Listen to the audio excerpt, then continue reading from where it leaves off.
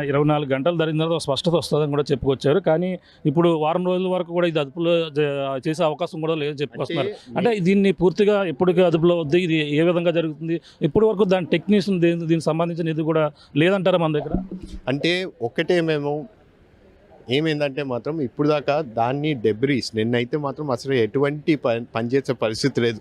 ఎందుకంటే చుట్టుపక్కల చాలా వరకు వాళ్ళు సొంతంగా ఆ డీప్ ఇండస్ట్రీ వాళ్ళు సొంత జనరేటర్స్ అయినా సరే, లేకపోతే వాళ్ళు క్రెయిన్లు అయినా సరే, ఇవన్నీ కూడా అందులోనే వెల్లోనే పార్క్ చేసి చుట్టుపక్కల పార్క్ చేసి ఉన్నాయి.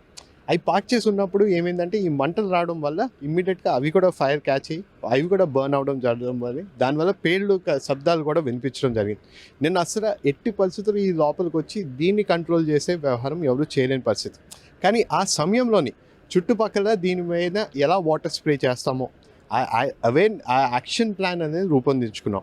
దాని ప్రకారమే రాత్రి నుంచి దాన్ని ఒక్కసారిగా మాకు ఒక పూర్తి క్లారిటీ వచ్చిన తర్వాత ఇంకేం పేలే అవకాశం లేదని, దాని తర్వాత రాత్రి నుంచి ఈ మంటలు దీని చుట్టూ వాటర్ స్ప్రే అనేది చేయించుకోవాలి. ఎందుకంటే ఆ చుట్టుపక్కల ఉన్న డెబ్రీస్ అన్నీ కూడా వేడెక్కువ కొద్దీ ఈ మంటల్లోని వాళ్ళు కూడా పేలే అవకాశం ఉంటాయి. ఈ వాటర్ స్ప్రే చేసినప్పుడు ఆ టెంపరేచర్ని పెరగకుండా కంట్రోల్ చేసే విధంగా ఉంటుంది.